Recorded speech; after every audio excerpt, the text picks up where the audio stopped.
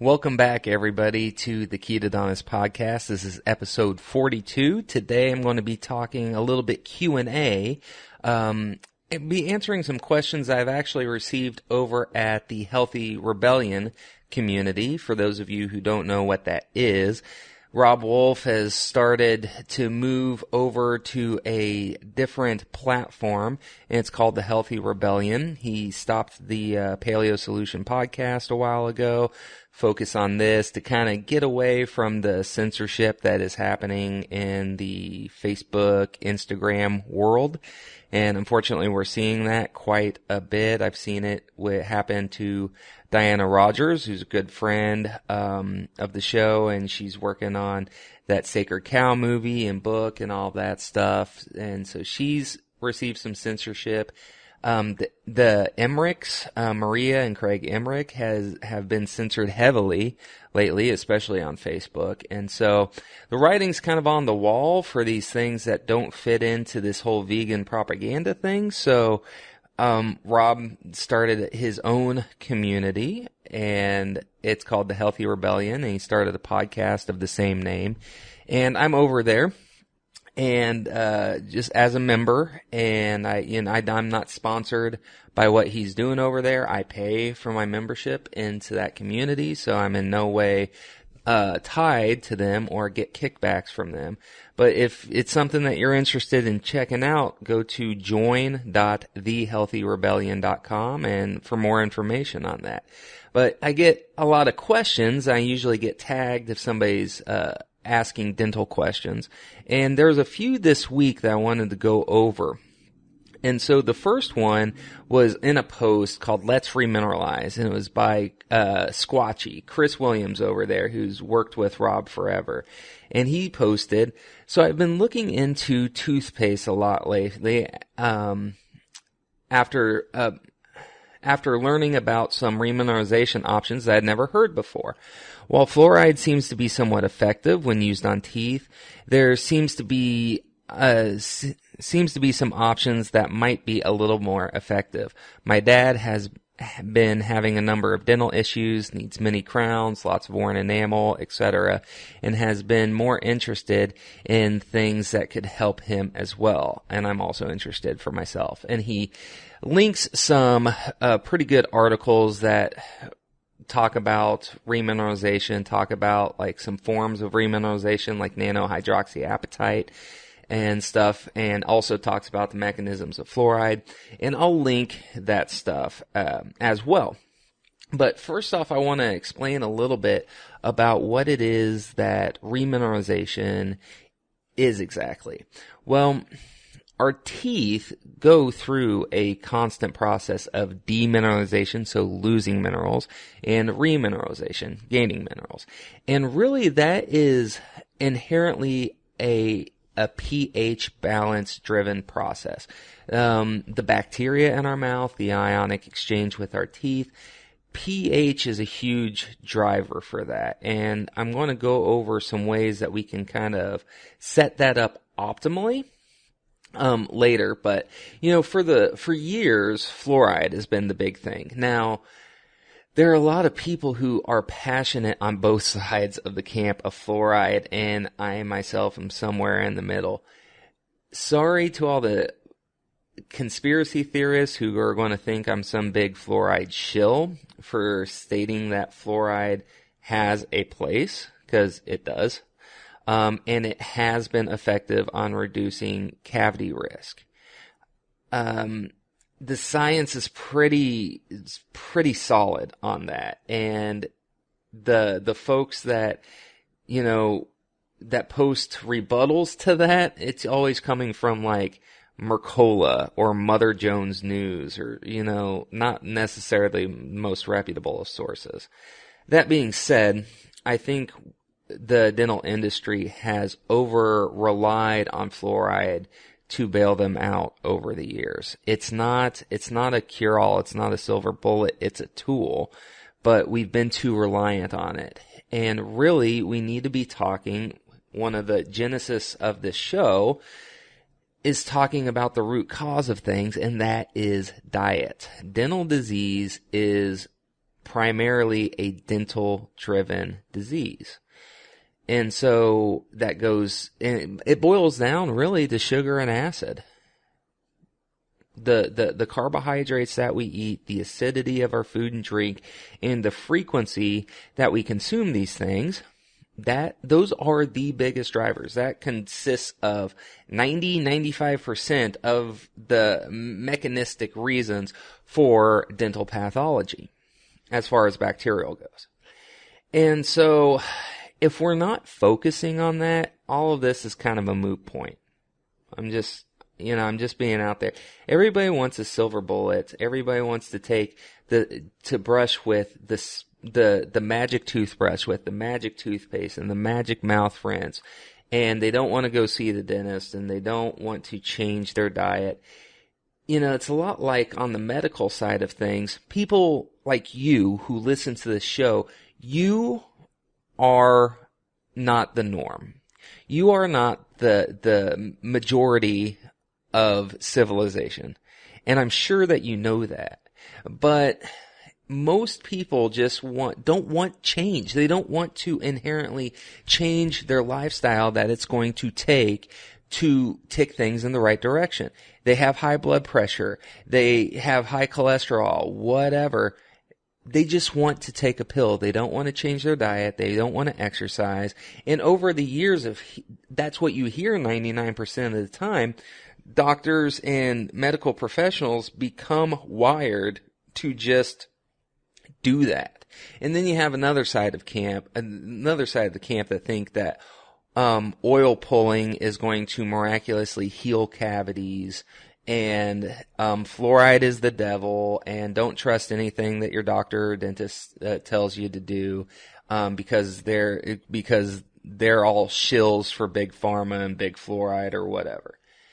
And so it's really hard to be in this middle space, kind of saying, it's a lot like my stance with calories in versus calories out and hormones. It's like, do calories matter? Yes. Do hormones matter? Yes. Like, it's not mutually exclusive. And it's the same thing here. So getting back to remineralization, talking about fluoride, because I do think fluoride has a place. And you can shut this off if that pisses you off or whatever, but fluoride does have a place, and it has been effective on reducing dental caries risk. The dental disease without fluoride in this country would be a hell of a lot worse if it weren't. But the thing is, it's still not going to be able to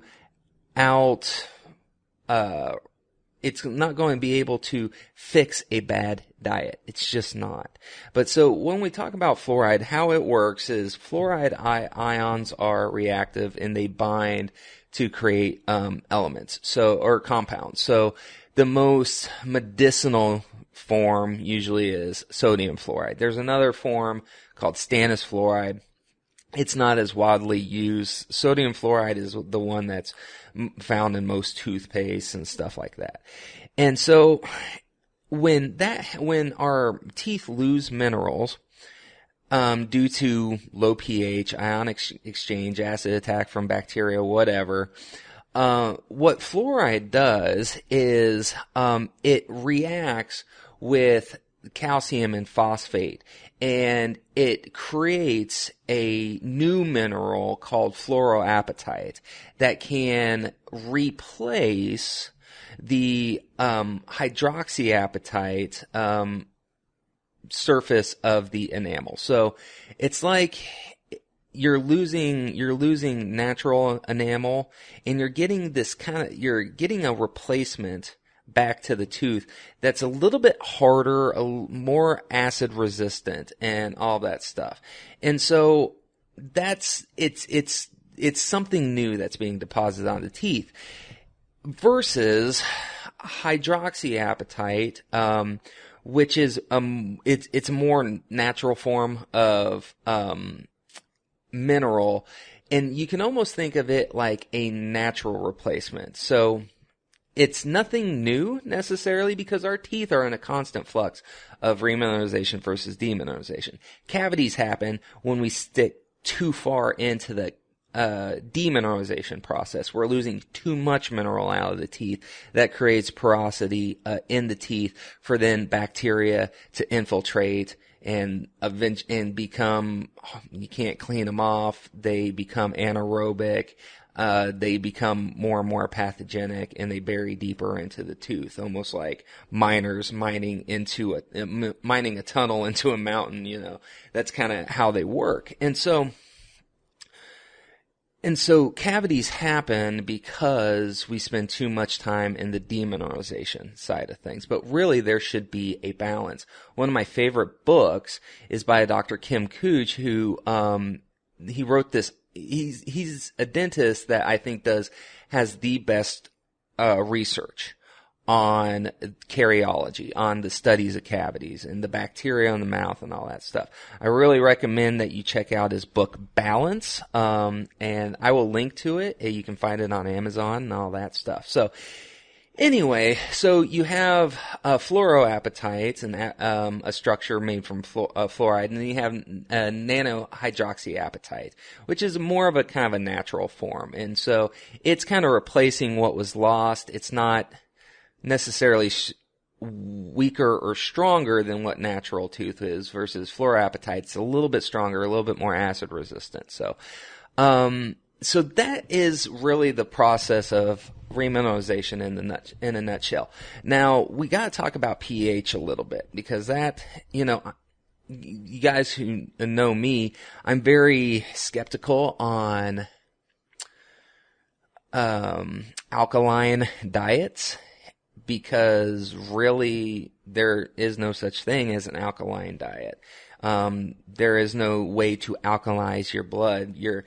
Systemically, the pH of your body is very tightly controlled. When I'm talking about acid base, it's more topical. It's more localized. And so that's where I'm talking about coming from acidic versus alkaline. And so topically, yes, it does absolutely play a role.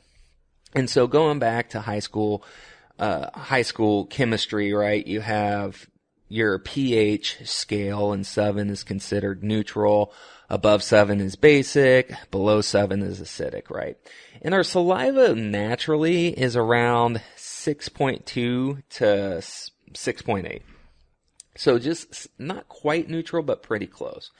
And for a good, healthy oral microbiome, that's kind of where we need to be at for the most part. And what happens is when we start becoming more acidic, there is what's called a critical pH with teeth that at a pH of 5.5 or below, that is the pH where this ionic exchange happens, and we start this demineralization process. Now, it's pretty natural to go there from time to time, considering what you eat, what you drink, and all that stuff. But the thing is, we just don't want to stay there too long. And we're always going to have bacteria in our mouth. We're always going to have it, just like we want bacteria in our gut. We want a healthy gut microbiome. We want an healthy oral microbiome. That's why I'm kind of against the use of wide range antiseptics like Listerine and stuff like that. And we'll go into that later. But anyway, so, we really got to focus on diet first. Eliminating simple carbohydrates and sugars, flours, all of that stuff that these bacteria just feed on. And then also promoting a healthy pH balance of the mouth. And that comes from, drinking water, and eliminating just bullcrap food and processed foods and sugars and all that stuff. And really not consuming stuff all of the time. That's why I think intermittent fasting or time-restricted feeding, whatever you want to call it, is very, very healthy from an oral health perspective, because we just weren't really meant to eat all of the time. And so it's just another way that I see the mouth as being a window to the health of the body, that if we're eating all the time, we're probably taking in too many calories, our insulin's not being able to drop lower, we kind of stay in an inflammatory state. Well, the same thing with our mouth. If we're just constantly eating all the time, our mouth remains acidic. If we're feeding the bacteria, the karyogenic bacteria, tons of sugar and creating an acidic environment for them to thrive, they're going to start producing more acids. They overpopulate, all that stuff. It creates an imbalance, so on and so forth. So that's why diet should be on the forefront of this, okay? But remineralization is something that can happen. Now, here's the thing, though. A lot of these studies that study remineralization are being done on teeth and test tubes. And in very isolated environments like that, yes, remineralization is showing to happen. But in the field, like in people's mouths, in the real world, remineralization studies have not been as dramatic. And a big reason for that is because of how dynamic we are as people. And I really think a big part of it is the lifestyle choices that we're making. Are we giving up the acidic foods and drinks? Are we giving up the sugar and stuff? Because until that happens, even if you use all this remineralization stuff or in high pH products, it's still the effects are going to be negligible. Okay, so that's why in the real world, remineralization hasn't really lived up to its promise. Okay, so I just want to be really clear about that. Now, that being said, if coupled with true diet and lifestyle change, I think you could absolutely get some real benefits. There's a lot of people who follow the Weston A. Price camp, and unfortunately, too many of those go to the far side of things, go to, I can heal and regrow teeth naturally. No, it doesn't work like that. There is a part of the cavity process where cavities are just starting to penetrate through the enamel. They're called what we call incipient lesions. They're not through the enamel yet. And in those stages, those have been shown to be able to be frozen and over time reversed. So to that stage, yes, we can quote unquote heal cavities. But after they're through that enamel layer and they're penetrating into the deeper parts of the tooth called the dentin layer, I have not seen any good studies to show that it's reversible at that point. So if you healed your cavities, it's because you still caught them in the incipient form. Okay, so that's how that happened. Okay, and so let's talk about products. With remineralization. You're looking for, if you're wanting to look for remineralization products, you're looking at one that was popular and still is called MI paste. A lot of dentists use that, and I think you can get it over the counter. It uses a casein phosphate molecule that has calcium phosphate ions in it to help remineralize teeth. So it's more of a treatment.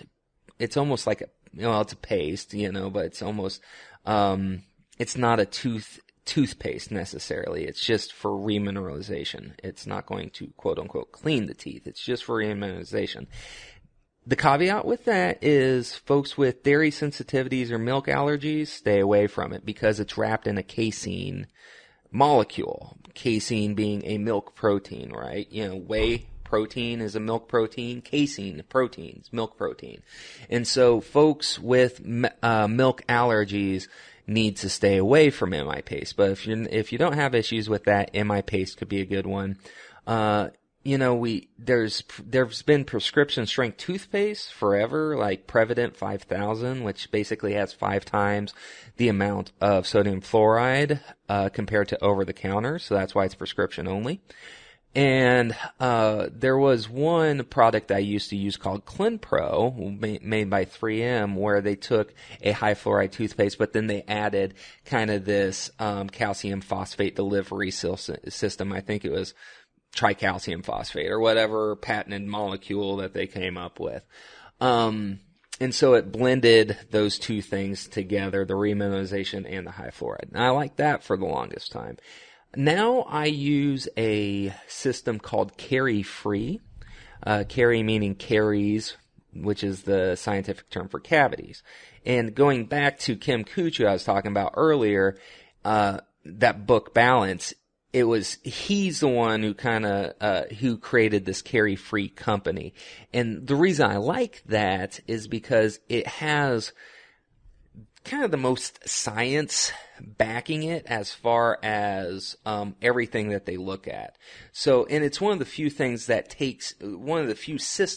that take pH into factor, right? And because pH is a huge driver for this, but nobody's talking about it. And so that's why I like this Carie-Free stuff. If you go to a lot of the alternative health food stores and their toothpaste section, oral health care section, all that stuff, the big things that they use, some use nanohydroxyapatite, but it's a little bit more expensive, and so a lot of things don't. Basically, it comes down to two ingredients that they use. They use sodium bicarbonate, baking soda. And I do like that because it is very basic. It helps neutralize acid. It helps bring up the pH value of the mouth. So I do like baking soda. And then they use xylitol not only for taste because it's sweet, so it doesn't taste like as bitter as, salty as sodium bicarbonate, but also xylitol is a naturally occurring sugar alcohol derived from a certain type of tree bark. But what's cool about it is it's bacteriostatic, meaning the bacteria eat it up just like they would sugar, but they can't process it, they can't ferment it, they can't use it for energy, and they can't excrete or crap out acid. And so that's what's, so it's bacteriostatic because they eat it, but they can't do anything with it. They can't grow from it, they can't multiply, and they can't produce acid from it. So xylitol is often used. A lot of people get up in arms about xylitol because it's toxic to dogs. I'm like, okay, well, chocolate's toxic to dogs, but I don't see you giving up, chocolate, even dark chocolate, anytime soon. So just because it's toxic to dogs doesn't mean jack to me.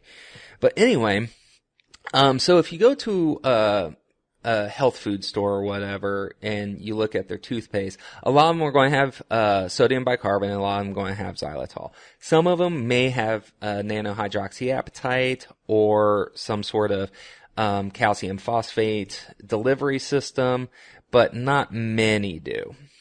The reason I like the Carie-Free system is because it takes all of this stuff into one. It has the nanohydroxyapatite, it has the xylitol, it has the sodium bicarbonate for pH and all that, and it has fluoride if you want it. They also have fluoride-free versions, but they also have but they also take fluoride into effect as well. And so that's why I like that, because it's attacking kind of from all fronts and taking care of all of these risk factors. So they have gels and they have rinses, and again, not a sponsor of the show. I get zero kickback or anything from it. It's just what I use at home. It's what I recommend with my patients. We have some at the office that we dispense, to make it convenient for people. So that's what I like. The only thing I don't like about the Carie-Free products is that they still have SLS, sodium lauryl sulfate.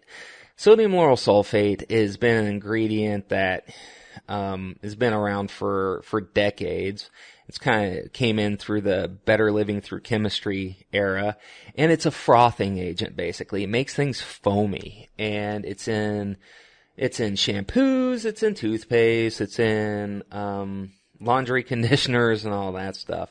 But some people can have a real problem with it, especially folks that have more autoimmune disorders, Sjogren's syndrome, lichen planus, rheumatoid arthritis, that type of stuff. I really don't like it for people who have more autoimmune issues. So that's the only thing that I dislike, is that they still have SLS.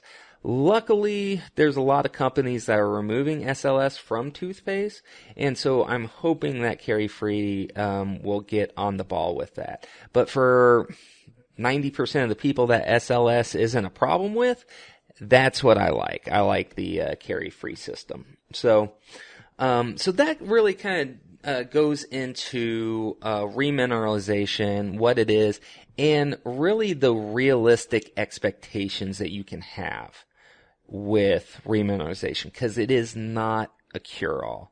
And without true diet and lifestyle change, you're really just going to be spinning your wheels. So I hope that helps. Now, another question that I got in the Healthy Rebellion was by Joseph. And Joseph asked, so the toothpaste post the other day got me thinking about oral hygiene. What seems to be the best oral hygiene routine? Best times to brush and floss, best products to use, best products products to avoid, etc. And it's funny, a lot like my dietary advice of watching your food, your calories, all that stuff, getting proper movement. It kind of is the same thing with dental health to an extent, in the fact that diet has to be on point first. There's that cliched saying that you can't outrun a bad diet. Well, my saying is you can't outbrush a bad diet. You can't outfloss a bad diet. You can't outfluoride a bad diet. Okay? And so, and that's my biggest beef with fluoride, is I think it's just over relied upon. And it's like blood pressure pills or statins being over relied upon in the medical community. It's just not, it's not needed. We should be focusing on other things first. And so and also with fluoride, there's data showing that bacteria are becoming resistant to the antibacterial properties of fluoride. So we can't rely on that. So diet is always going to be front and center of my recommendations, okay? But brushing is still beneficial. Flossing is still beneficial. Brush, really, whatever you can clean your teeth with well, you feel clean after. Most of the time, I use a manual soft bristle toothbrush. Stay away from medium and hard bristle toothbrush, because those can be problematic to the gums, can be overly abrasive. Stick to extra soft bristle toothbrushes. Whether they're electronic or manual, I really don't care, because again, all this comes from food anyway, so that's where we need to be focusing on. I do use the Sonicare a lot of the times. That's what we have at our office. There is some pretty good data, a pretty good science showing how the sonic vibration helps disrupt plaque biofilm a bit more and all that stuff. But that is upper echelon stuff. If you want to invest in that, by all means, go for it, but don't think that it's a necessity. Good brushing technique and diet is going to win out over someone who gets a Sonicare toothbrush but eats carbs and refined processed food all day, every day. Okay? And then same thing for floss. Floss, I like the glide floss or the tape style floss, not the ropey, waxy floss. And so I like that. There's proxy brushes, or these little almost rubber toothpick looking things with bristles that you can kind of get between your teeth with. Those are fine. I think the gold standard is water flossers. There is the most known brand is called Waterpik, and they have the brand recognition, kind of like if you ask for a tissue, you ask for a Kleenex. Waterpik is kind of like the Kleenex. It just has the best brand recognition, and you can get it almost anywhere. It's pretty simple setup, not a whole lot of attachments. But it works. It works well. There's another version called Hydro Floss. that is a little bit harder to find. You can get it online in some dental offices and stuff, and they claim to ionize the water in the chamber. They have this little magnetic doohickey, like that technical term, doohickey. But they claim to ionize the water, and by ionizing the water, it increases plaque disruption of the biofilm. Whether or not that actually happens, I do not know. I have not seen the research on that, but that's their claim to fame. And also, it is a robust system. They have a lot more attachments and stuff that can come with it. Deep pocket irrigators. I mean, it's pretty robust. So if you're looking for something pretty dang comprehensive, you might want to look at the Hydro Floss. But water flossers, to me, are the biggest, are the most robust, or the kind of the gold standard as far as flossing goes.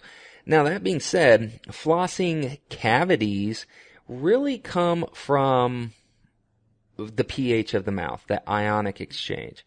There's been a review of the data that shows that flossing does not really protect against cavities in between the teeth, interproximal decay.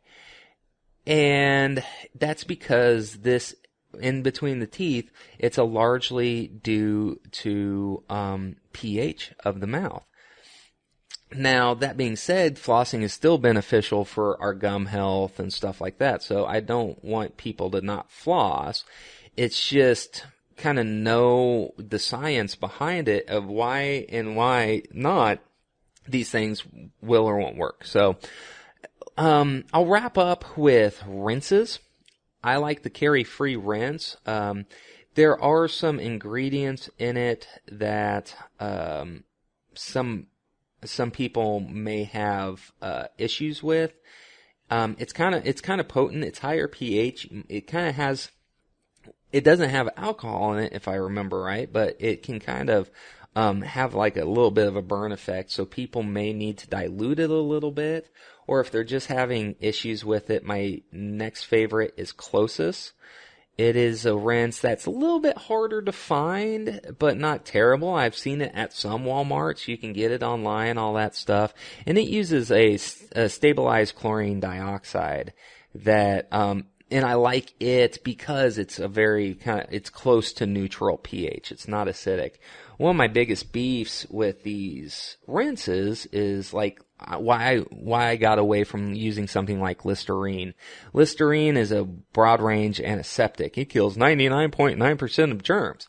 Well, that's kind of like taking broad spectrum antibiotics every day for your gut. That will just destroy your gut microbiome and can, lead to diverticulitis and all that stuff. And so, just as overuse of antibiotics can be very problematic to our gut microbiome, I think the use of wide-range antiseptics like Listerine can be detrimental over time. And also, Listerine is actually fairly acidic. And so when you rinse with that, you're killing all these bugs, but you're also creating an acidic environment. And bugs are going to grow back. That's just what happens. We're always going to have bacteria in our mouth. Always going to have, like, at any given rest in time, there's more bacteria in your mouth than there are people on the planet. So bacteria is just going to be a part of the microbiome. And so if you kill them all off and then you create this acidic environment, what type of bacteria are going to grow back? Well, the bacteria that are going to grow back are the ones that thrive in an acidic environment versus having a nice blend of these bacteria that thrive in more of a basic or more neutral pH that are healthy for our mouth or are at least benign. We're creating this shift to this acidic, more pathogenic, anaerobic style bacteria. And so I think it's just setting ourselves up to be on this treadmill. And so that's why I'm not a big Listerine fan anymore, because after learning the science of how pH is a big driver, that just shifted my whole way of thinking about it. So I hope that helps. Products to avoid, I guess, would be activated, like your charcoal toothpaste. Some of the hardness studies, abrasiveness studies coming out, show that those are pretty damn abrasive. And there is a relative Denton hardness scale that abrasiveness of like these dentifrices, these toothpaste and stuff are scaled on. And I don't, anything over 70, is it 60 or 70, something like that, can start over time eroding away enamel because they're that abrasive. I like things under 30 myself. And that's why one of my favorite things for folks to use is actually baking soda. Just regular baking soda. That's what I use half the time myself, is just baking soda. And, well, it's actually a little mixture, a concoction that I make up, but I can't talk about that right now. Trade secret. You guys have to wait for that. But anyway, but baking soda. Now, baking soda used to have a bad rep because they thought it was abrasive. But when the studies came out, it showed that it's really not abrasive at all. It's one of the least abrasive things that we can use. The reason it feels gritty is because of the crystalline structure. The crystalline sodium bicarbonate structure is a cube-like structure. And so those crystals have hard edges, hence why it feels abrasive, but its hardness really isn't. And hardness is what determines on if something's going to be abrasive. So most toothpaste have forms of silica of different hardness, different particle size, all that stuff. But it's really the hardness that drives that. But because the silica molecule is sphere-like, it's rounded, it feels smoother, but it's much more abrasive. And so that's why baking soda got a bad rep, but I actually really like it because it has enough texture to clean the teeth and all that stuff, but it's higher pH, and that's where I'm focusing more on nowadays, is that pH component.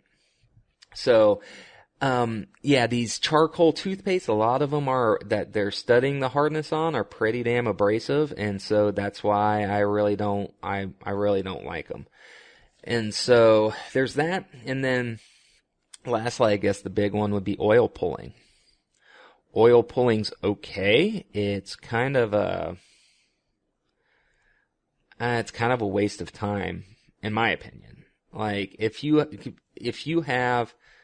getting healthy fats in your diet, you're getting healthy nutrition from your diet, there's nothing really all that beneficial to oil pulling. And the true oil pulling protocol was like 2 20-minute rinses, 40 minutes altogether through the day, 20 to 40 minutes total in the day to pull oil between your teeth. That's ludicrous to me. Brushing and flossing takes 5 minutes a day total. And here people are wanting to oil pull 20 to 40 minutes just so that way they can be concurrent, to countercurrent to what traditional advice says. So that's why I don't oil pulling. I don't think people are going to harm themselves with it. But this whole idea of detoxifying and the coconut oil or the sunflower seed oil or whatever you're pulling, most people use coconut oil, that it's drawing out toxins. That's a load of crap. I mean, it really is. And so it's just like those Kyoki foot pads or whatever that brand was that would draw toxins from the soles of your feet, and they would get all dirty looking when you take them off. It's like that's how that shows that that it's detoxifying, when really if you just test it and you put any sort of moisture on there, they look grody. And so there's no real good science behind it. And so that's why I think oil pulling, if people want to do it, knock yourselves out, but it's kind of a waste of time. So I hope that helps. Charcoal toothpaste, oil pulling, and for the most part, Listerine. I'm just not a fan of Listerine anymore. Used to think, yeah, kill the bacteria. Now understanding the microbiome more and pH, now I'm like, I can't remember the last time I've recommended it to anybody. So, hope this helps. We'll do another Q&A. I've been getting a lot more questions than those two, but we're already at 40 minutes. So probably in, not next episode, but the episode after, we'll probably do another Q&A, and this one will be talking a little bit more about airway and sleep medicine. So I hope you guys enjoyed the show. If you did enjoy the show, please subscribe, share the show, leave us a review. Big fan of 5 stars. Anything that you can do to help promote the show, because we're continuing to grow, but we're still need to hit critical mass. So I call on you, if you enjoy what we're doing here, I'm leaving it up to you. Please help be stewards of right information. So until then, guys, take care. Eat, lift, smile. Talk to you later.